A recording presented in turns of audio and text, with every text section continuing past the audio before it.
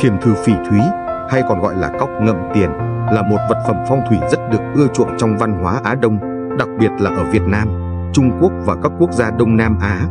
Thiềm thử, với hình dáng một con cóc ba chân ngậm đồng tiền, là biểu tượng của sự giàu có, tài lộc và thịnh vượng trong phong thủy.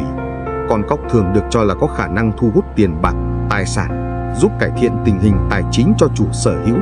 Thiềm thử được cho là có khả năng xua đuổi tà ma, mang lại sự bình an cho gia đình và bảo vệ công việc kinh doanh khỏi những điều xui xẻo. Vì vậy, nhiều người đặt thiềm thử trong nhà hoặc trong văn phòng để cầu bình an và thịnh vượng.